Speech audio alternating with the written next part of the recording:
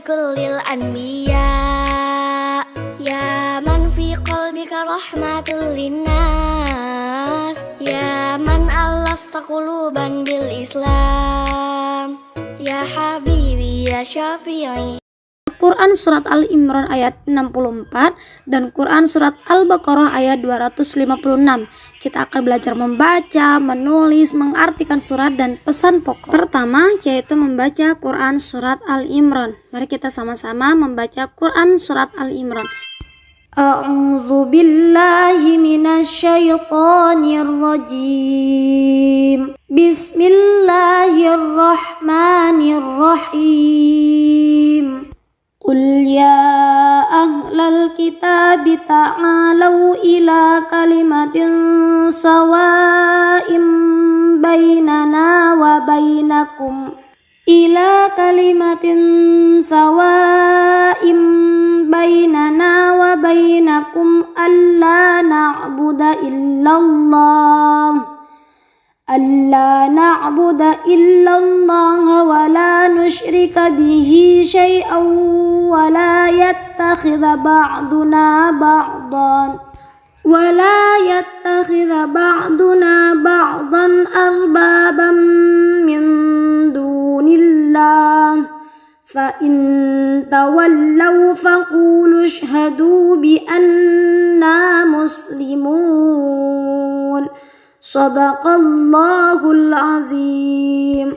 Yang artinya, katakanlah Muhammad, wahai ahli kitab, marilah kita menuju kepada satu kalimat pegangan yang sama antara kami dan kamu, bahwa kita tidak menyembah selain Allah dan kita tidak mempersekutukannya dengan sesuatu pun, dan bahwa kita tidak menjadikan satu sama yang lain Tuhan-Tuhan selain Allah.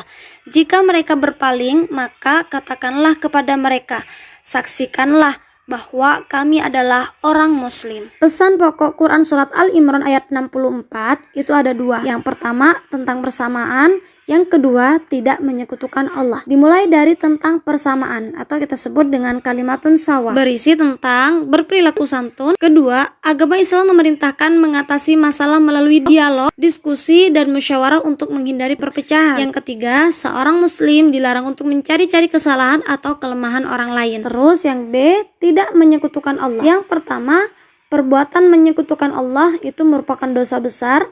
Yang kedua, menyekutukan Allah artinya menjadikan makhluk Allah sebagai sembahan atau Tuhan. Selanjutnya kita akan belajar tentang membaca Quran Surat Al-Baqarah ayat 256. A'udzu billahi minasyaitonir rajim.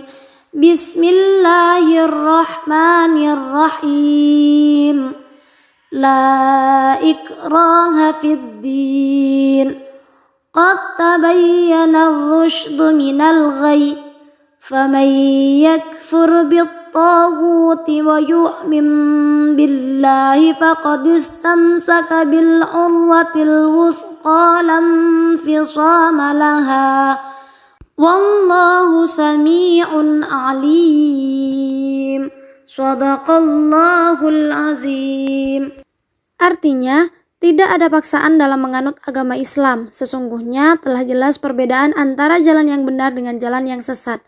Barang siapa yang ingkar kepada tagut dan beriman kepada Allah, maka sungguh dia telah berpegang teguh pada tali yang sangat kuat yang tidak akan putus. Allah Maha mendengar dan juga Maha mengetahui. Lalu apa pesan pokok Quran Surat Al-Baqarah ayat 256? Yaitu ada dua. Yang A, tidak memaksa keyakinan orang lain, dan B, berpegang teguh pada agama Allah. Berikut juga penjelasannya. Selanjutnya kita akan belajar tentang Quran Surat Al-Imran ayat 64. Surat Al-Imran artinya keluarga Imran. Terdapat dalam surat ketiga dalam Al-Quran, berjumlah 200 ayat dan tergolong surat Madaniyah karena diturunkan di Madinah. Selanjutnya tentang Quran Surat Al-Baqarah. Surat Al-Baqarah artinya sapi betina. Terdapat surah kedua dalam Al-Quran berjumlah 286 ayat termasuk golongan surat Madaniyah karena diturunkan di kota Madinah. Nah, akhirnya materi kita sudah selesai. Lanjut ujian formatif. Silakan dijawab dengan cepat ya anak-anak. Berikut pertanyaannya. Apa arti surat Al-Imran? Ada berapa ayat? Diturunkan di mana? tergolong surat apa, dan terdapat surah keberapa. Apa arti surah Al-Baqarah? Ada berapa ayat? Diturunkan di mana? Tergolong surah apa? Dan terdapat surah keberapa? Masya Allah, jawabannya benar semua. Kalian hebat. Sekian penjelasan materi hari ini. Semoga bermanfaat dan